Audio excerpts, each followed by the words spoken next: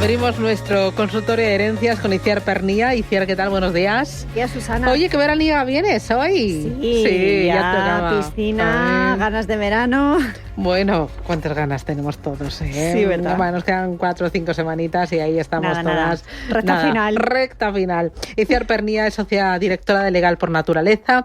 En este espacio abrimos los micrófonos, los teléfonos, para que ustedes planteen cualquier duda sobre herencias, testamentos, legados. Se lo recuerdo, 609 22 47 16. Hay mensajes de texto o mensajes de voz. Si lo prefiere, 91 533 18 51, y tiene el canal de YouTube de Radio Intereconomía. Oye, a ver, hoy vamos a poner el foco, no sé, por ejemplo, en los inmuebles, ¿no? En vender un porcentaje de un inmueble a través de distintos negocios jurídicos. O sea, ¿cómo se suele proceder? O sea, de los distintos negocios jurídicos, ¿cuál es el que más conviene? ¿Una donación, estoy pensando? Bueno, la verdad es que, como siempre digo, hay que aterrizar, ¿no? Al caso concreto. Pero la donación puede ser una buena opción, dependiendo, por ejemplo, si estamos transmitiendo, ¿no? de padres a hijos, lo estamos haciendo como una donación colacionable o no colacionable, eso ya es elección del padre, ¿no? ¿Qué quiere decir esto? Si te lo estoy dando como un adelanto de la herencia o no, es un regalo que yo te quiero hacer por el motivo que sea, pero luego en el momento de la herencia percibirás lo que te corresponde y según hayamos dispuesto en el testamento. Puede ser una buena opción, pero si decido una donación, lo que sí debo tener siempre en cuenta es que no la puedan catalogar como inoficiosa. ¿Y qué quiere decir inoficiosa? Yeah. Me preguntarás. Pues que he dado por donación más de lo que debo, porque siempre debo dejar el valor de la legítima en el caso de tener hijos para que lo puedan recibir, ¿no? Todo lo demás lo puedo donar, pero lo que corresponda al valor de la legítima, no. Y, por ejemplo, en la compra-venta de un porcentaje del inmueble a familiares y a terceros, ¿esto cómo se hace? ¿Qué hay que tener en cuenta? Bueno, pues en ese caso ahí valoramos la compraventa, ¿no? Porque lo que quiero vender es un porcentaje y estamos diciendo que a un tercero o a familiares. La compraventa como tal genera impuestos, el famoso impuesto de transmisiones patrimoniales en función de la comunidad autónoma en la que estemos, pues puede ser un 6%, un 8%, pero bueno, esos son como los valores generales. La plusvalía municipal, de la que difícilmente nos vamos a librar, y además, si hemos generado una ganancia patrimonial, tendremos que declararlo en nuestra declaración de renta. Entonces, bueno, ¿es una opción? Sí, por supuesto que lo es, pero quizás no sea la más ventajosa, ¿no? Ahí sí que tengo que valorar si se lo estoy vendiendo a un familiar o a un tercero. A un tercero, por supuesto, pues una compraventa. A un familiar, pues bueno, puedo valorar otras opciones. Vale. Y, por ejemplo, la división de la cosa común, eso se suele hacer de forma habitual, ¿no? Bueno, a mí me parece una opción muy atractiva y que quizás no es demasiado conocida. ¿Y en qué consiste? Pues yo soy copropietario de un inmueble con otras personas, pueden ser hermanos, hijos, vecinos, ahí ya valoraremos el caso en concreto. Pero por el motivo que sea, yo no quiero seguir en esa comunidad de bienes, ¿no? En esa comunidad que tenemos en común. Entonces lo que tengo que hacer es pedir la división de la cosa común o la extinción de proindiviso, que también se llama así, y si no llegamos a un acuerdo, pues necesariamente lo tengo que instar judicialmente. Pero ¿por qué es tan interesante? Bueno, pues porque Hacienda, que siempre está llamada a nuestra mesa, no se lleva tanto porcentaje. Vale. Y luego, Hacienda, claro. Hacienda. En cada uno, o sea, la parte, lo más beneficioso es lo de la división de la cosa común desde el punto de vista fiscal, más que otro tipo o sea, más que la donación o más que la compra-venta de un porcentaje del inmueble a un familiar o un tercero.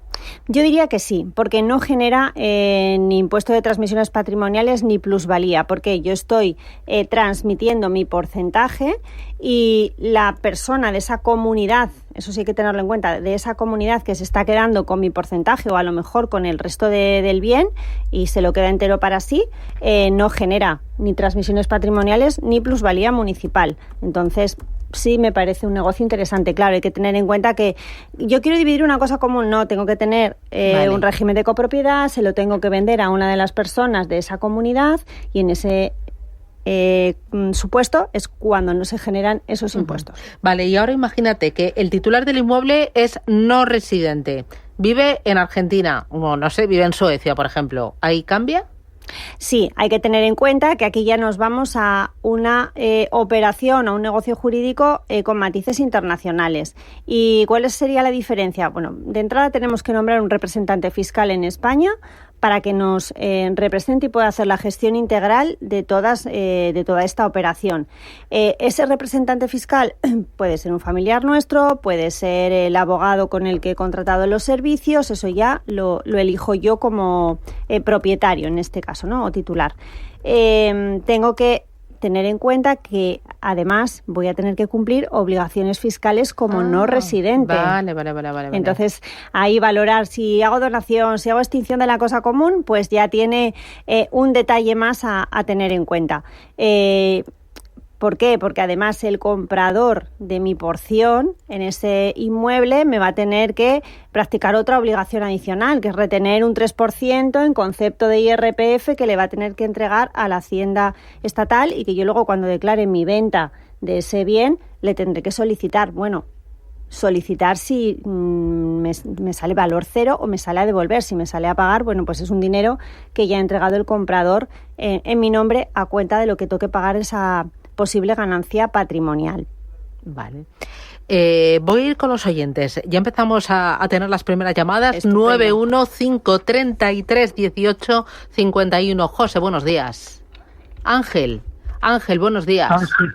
Sí, hola, buenos días. Felicidades por el programa. Quería preguntar, en una segunda vivienda en la Comunidad de Madrid, ¿qué impuestos tendría que pagar al venderla? Eso por un lado. Y por otro lado, cuando una vez que una persona se jubila, ¿qué impuestos le puede retener Hacienda?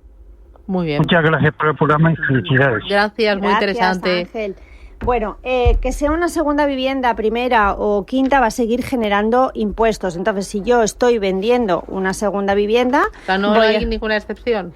No, aquí hablamos de la exención cuando soy mayor de 65 años y lo que estoy vendiendo es mi vivienda habitual. Ahí sí estoy exonerado de pagar IRPF, o sea, esa ganancia patrimonial que he podido generar en la declaración de renta sí estoy exonerado. Pero los impuestos ITP y plusvalía municipal se van a seguir generando. Otra cuestión es que, por ejemplo, la plusvalía municipal pueda tener algún tipo de bonificación. Vale. Pero no mucho más. Vale. Y luego el resto decía temas de jubilación, pero eso en cuanto a herencia. Claro, yo he entendido que como está jubilado, ¿qué impuestos le retenía Hacienda? Entonces, no, si estamos hablando de la vivienda habitual, sí, estoy exonerado de pagar el IRPF. Si es mi segunda vivienda, no, ahí no tengo bonificación. Vale. Voy ahora con nota de audio. Hola, buenos días. Eso es una pregunta para el consultorio de herencias. Quería saber cómo se puede validar un testamento extranjero en España. Gracias. Muy bien, gracias. Bueno, pues primero hay que hacer una traducción jurada y apostillada para que sea válido en España. Dependiendo del país, también tienen que certificar que es el último testamento válido. Por ejemplo, en países anglosajones, el famoso probate, ¿no? ¿Por qué? Porque hay tribunales sucesorios que nos validan estos testamentos, pero hay otros estados, como puede ser Venezuela, que no tiene esta posibilidad. Entonces, para mí son dos requisitos fundamentales: traducción jurada y apostilla, y que sea certificado de alguna manera que es el último testamento válido. A tener en cuenta que cuando traigamos ese testamento a España, aplicará la ley sucesoria de ese país. Por ejemplo, Australia, Estados Unidos. Un notario español no tiene por qué conocer esa legislación sucesoria, con lo cual también tendremos que aportar el Código Civil sucesorio, dependiendo de si ha sido con herederos, sin herederos, me refiero con hijos, sin hijos, bueno, pues todo eso hay que aportarlo para que aquí nos podamos adjudicar los bienes según lo que dice el testamento, según lo que dice esa legislación sucesoria. Vale. Oye, hablabas antes del impuesto de donaciones, es muy diferente Madrid a Barcelona, por ejemplo, o sea, ¿cómo baila de unas comunidades a otras? Bueno, el impuesto de donaciones como tal, claro, como es un impuesto cedido a las comunidades autónomas, por ejemplo, en Madrid, entre padres e hijos está bonificado al 99%, bueno, y Ayuso ha anunciado recientemente que va a aplicar un 50% también en otros grados de parentesco, como pueden ser los hermanos, los sobrinos, los tíos y demás. Si me voy a otra comunidad autónoma, quizás no lo esté, por ejemplo Andalucía, pues también lo está, pero es verdad que el supuesto más bonificado es el de padres a hijos. Vale. En otros grados ya un poco más lejanos no está tan bonificado. Vale, hay que tener muy en cuenta los impuestos, ¿no?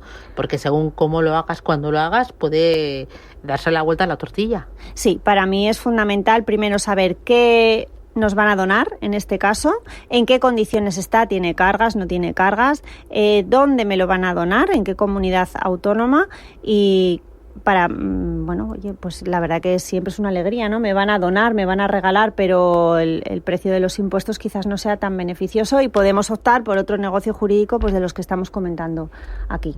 Vale, voy con otra nota de audio. Hola, buenos días. Yo tengo una duda para el consultorio de herencias y pues nada, contando un poco la historia así por encima, básicamente mi abuela falleció hace ya unos meses, dejando una casa en el pueblo, la casa familiar, y ella tenía 4 hijos, de entre los cuales uno de ellos, mi tío, falleció antes que ella, años antes, y dejó a su vez también pues 2 hijos, o sea, 2 primos míos. Ahora mis padres y mis otros tíos pues dicen que como su hermano murió antes que mi abuela, que sus hijos no tienen ningún derecho a la herencia y que se tendría que repartir entre los hermanos vivos. Me gustaría un poco saber quién tiene la razón, si es cierto que mis primos no pueden reclamar nada de la casa de la abuela, si sí que podrían. Muchas gracias. Gracias, muy amable. Bueno, muy interesante esta pregunta y las leyendas urbanas, ¿no? Y familiares. A ver, efectivamente, siempre hay que tener en cuenta en el momento de abrir una testamentaría esos herederos que tenemos, si están premuertos o posmuertos al causante, ¿no? ¿Premuertos o madre mía? Sí. Oh. Todas esas aristas que nos gusta tanto hablar de ellas. Pues en este caso estaría premuerto, pero eso no quiere decir que sus hijos no tengan derecho a la herencia, sino simplemente que hay que aportar otra sucesión más. Entonces, ¿qué tendríamos que hacer? A la sucesión de la abuela le tendríamos que aportar también la sucesión de su hijo premuerto para que sus 2 hijos puedan acceder a la herencia. Entonces, bueno, yo no estoy muy de acuerdo ni con su padre ni con sus tíos. Claro, porque ¿tú qué harías? O sea, ¿qué sería lo más eficiente? Bueno, pues si la sucesión se apertura y a ellos no los tienen en cuenta, lo que tienen que hacer es impugnar esa herencia. No el testamento, porque en el testamento, si no hay testamento, habrá una declaración de herederos, a ellos no los van a incluir en esa declaración, con lo cual impugnarla judicialmente, y si hay un testamento entiendo que estará también ese hijo, aunque haya premuerto, con lo cual sería más sencillo. Lo que tendrían que hacer sería aportar la sucesión de ese tío premuerto para que les puedan incluir, y si aún así han llegado incluso a adjudicarse y a repartir los bienes, pues tendrán que impugnar ese reparto de herencia igual judicialmente. Mira, a través del canal de YouTube escribe José Antonio Díaz y dice: si le presto a mi hermana 10.000 euros y me lo va a devolver sin intereses, como hacemos durante el año, ¿eso va a tener problemas con Hacienda? A ver, siempre que hay préstamos... Dice, vivo en la Comunidad Valenciana. Vale. Siempre tiene que haber un documento, porque luego las palabras se las lleva el viento y Hacienda le da exactamente igual los pactos a los que hayamos llegado. Mi hermana me hace dice 8.000 euros, que ahora estás pillada. Y digo, va, te lo devuelvo en 3 meses. Y ya está. Un ida y vuelta. Yo le llamo en mi casa un ida y vuelta. Sí. Hay que haya un correo electrónico diciendo, oye, Ana, me prestas no sé qué, no sé cuánto, te lo devuelvo en 3 meses. ¿Tiene que haber eso? ¿O cómo? No, lo que tiene que haber es un contrato de préstamo, en este caso entre familiares. ¿Con notario y todo? No tiene por qué. Podemos hacer un documento privado en el que decimos que te lo voy a prestar y me lo vas a devolver en 3 meses. Pero si Hacienda ve que entra y luego sale... Lo mismo y... Sí, pero la cuestión es que ha habido una transacción de dinero que no tiene constancia de para qué ha sido, por qué ha sido, y de hecho lo único que hay que hacer es un documento privado, lo pasamos por Hacienda, es un documento que está exento, pero hay que pasarlo por Hacienda para que haya constancia, la Hacienda autonómica, y si es de, por ejemplo, de 1 año, de 5 años o de lo que corresponda, cada uno lo tenemos que declarar en nuestra renta, como es un dinero que ha entrado, pero que es un préstamo. Ese es mi consejo, porque luego nos pueden preguntar, además, ese dinero ¿para qué lo vamos a utilizar? Pues lo voy a utilizar para pagar deudas, lo voy a utilizar para comprarme un coche. Bueno, hay una casuística ahí interesante. ¿Y esto para cualquier comunidad autónoma? ¿O luego también en letra pequeña? Cualquiera, no, cualquier comunidad autónoma. O sea, partimos de este documento base porque además vamos a imaginar que no pagamos ese dinero o parte de ese dinero en el plazo establecido. Se puede prorrogar, se puede ejecutar. Es decir, si yo eso luego me lo llevo a un notario y lo elevo a público, es un documento ejecutable. O sea, es muy habitual esto de las donaciones. ¿Eso es una donación? ¿Se considera donación? Es que se puede considerar una donación por parte de Hacienda. Oye, ¿y si son 2.000 euros también? ¿O tiene que ser a partir de 10? A partir de 1.000... Bueno, ahora con la nueva norma que más de 1.000 euros en metálico no podemos entregar. ¿Y si me hace un bizum? Bueno, igual. Los bizum... está ahí la cosa en que Hacienda empiece a investigarlos, porque se pagan muchas cosas con Bizum. Yo hago todos de salida para mi hija y a veces son de 0,50. ¿Verdad? Pero se va a volver loca Hacienda. Bueno, pregúntale a un fiscalista que te va a decir, ponme cena de Navidad, no me pongas... Sí, bueno, sí, para eso los fiscalistas son súper puntillosos, que el Bizum también es un rastro que dejamos y, oye, si es porque te he comprado la fruta, pues oye, fruta. Fenomenal, que nunca pueda haber la sombra de la duda de es que te he pagado unos honorarios por una consulta, o te he pagado unos servicios, o te he pagado una casa. No. Bueno, pero yo te puedo hacer una consulta y tú luego me dices, ICIAR, bolso, regalo. Sí, también. Y luego puede ser mentira, ¿no? Porque quien hizo la ley hace la trampa. Pero eso no está bien. Ya, sí, vale. Sí. Bueno, pero sí, esas cosas también se utilizan. Bueno, al final, conclusión, con lo que le hemos escuchado a Ángel, con lo que hemos escuchado por teléfono, a las dos personas que nos han llamado, al señor también de YouTube, una idea clara que nos tiene que quedar cuando nos enfrentemos a cualquier movimiento de dinero, ya lo hablo así, o sea, ya más allá de las herencias, ¿no? Total.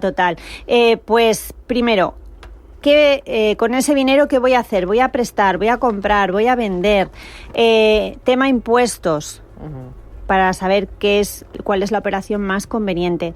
Y si voy a dejar rastro, que en el 95% de las ocasiones voy a dejar un rastro a través de banco, dejarlo bien documentado, sobre todo para que no haya ninguna duda a ojos de la administración. Y no digo porque vayamos a hacer alguna operación fraudulenta, sino simplemente porque nos pueden preguntar. Sabemos que Hacienda tiene 5 años para preguntarnos sobre cualquier movimiento que hagamos, y luego no se puede, voy corriendo y ahora intento hacer esto en notaría y ahora intento pagar, porque bueno, pues las fechas ya dejan otro rastro peor. Pues Itziar Pernia, desde Legal por Naturaleza, gracias por ayudarnos, cuídate mucho y hasta la semana que viene. Un abrazo. Hasta pronto, un abrazo. Adiós.